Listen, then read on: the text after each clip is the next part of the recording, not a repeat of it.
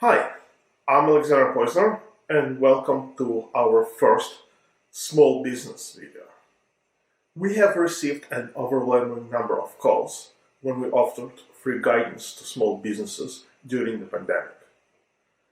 And based on their questions, I would like to record the first video that will answer a lot of common questions that were asked. Now everybody's worried, and in many regions, the businesses have been shut down and forced to operate remotely.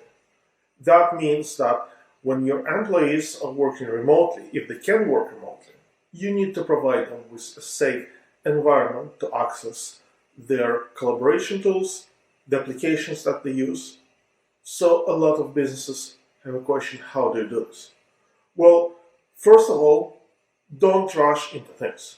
You need to plan ahead. Planning ahead means that you will need to take a look at the list of the employees, understand what applications they use during their normal workday, what processes would require them to use those applications, and then based on this, make a plan. Some of your employees will need to access only collaboration tools, such as email, file sharing, chat. The others will need to access specific applications, such as accounting applications, any logistics or inventory management applications, CRM, and so forth. So based on that, you will need to plan which employees will need to get full remote access to those applications, or which employees will need to get access remotely just to their email, just to the chat applications. And from there, start planning how you're going to get them this access. As a small business, you probably don't have the luxury of providing every single of your employees with a laptop. That means that many of your employees will use their home computer for their work. So there are few important things that you need to make sure when you allow your employees to use their home equipment for work. First of all, you will need to understand whether this equipment has an adequate protection. We're talking about anti-malware. Do they have an up-to-date anti-malware running? If they don't, you'll need to provide them some. Some of the antivirus vendors, some of the traditional ones, offer free subscription for 6 months right now. You can leverage that. Or you can leverage Microsoft Defender. And Microsoft Defender right now offers a very good anti-malware solution which comes free with license Windows 10.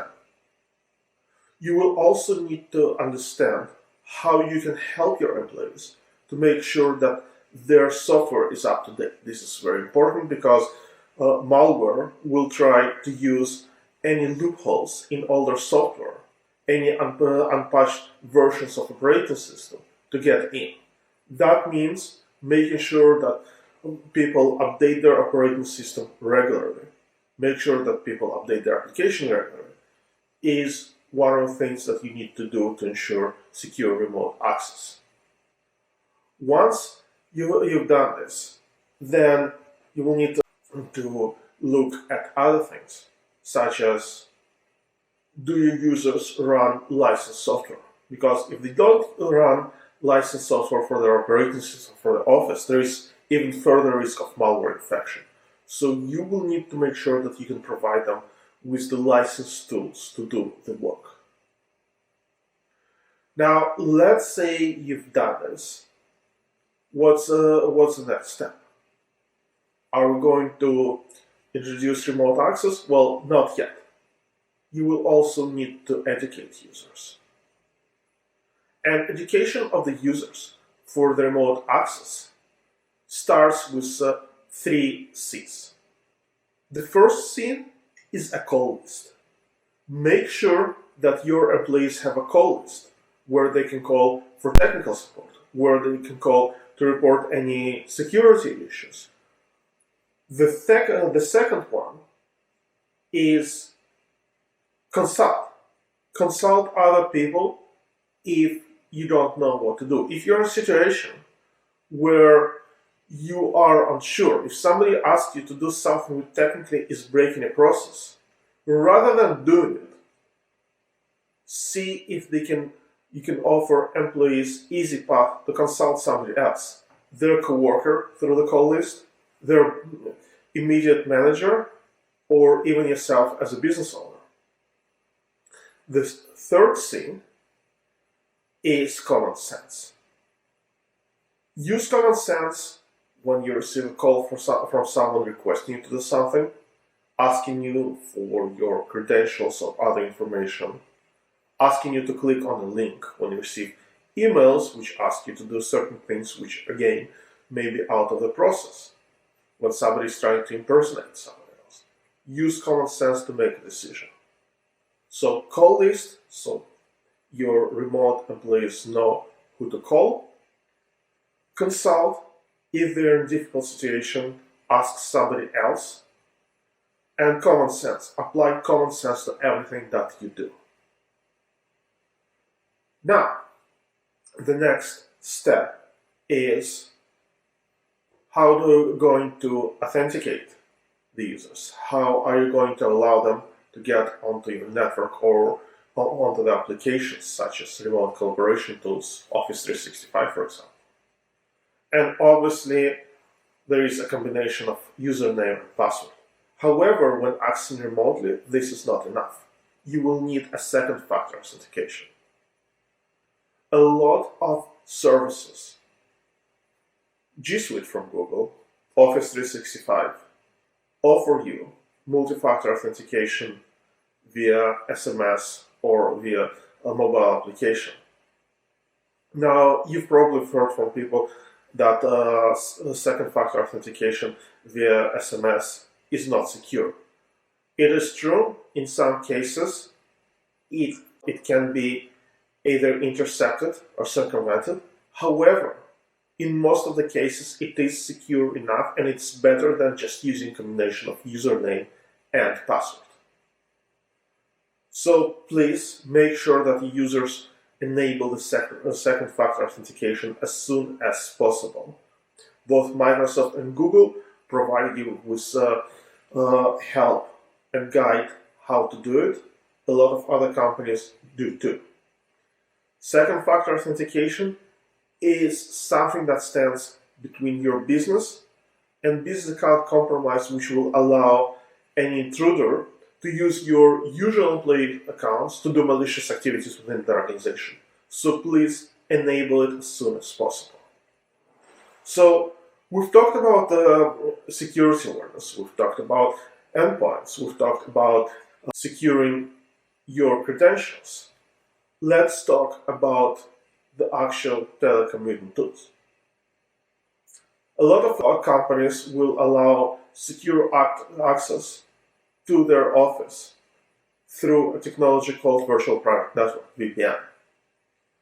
Now, there are two ways of doing it. You can configure a VPN for your remote employees on your on-premises device. If you have purchased a business-grade firewall, you will likely have it. The other way is to leverage cloud to terminate user remote access in the cloud and then provide a single secure communication channel between cloud and on-prem. When it comes to emergency remote access provisioning, I'm a big fan of cloud solution. The reason for this is, first of all, you only pay per use.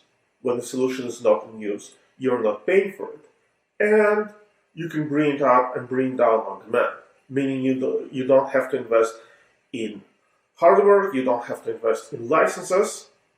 As soon as the emergency is over and you go back to the old way of doing things, you can simply remove the environment and stop paying for it. So that's why I advise you to consider the cloud solution before going and buying some additional hardware. Now, for the remote access solution, there are also two ways of how you can configure it. One way is everything that user is going to do will go through that secure channel, meaning if that person opens a web browser and goes to read news, the traffic will go through that secure channel into your environment and then out of the internet. The other way, which is called split tunnel, is where user will be able to use internet from a home while also being able to secure access your network and applications.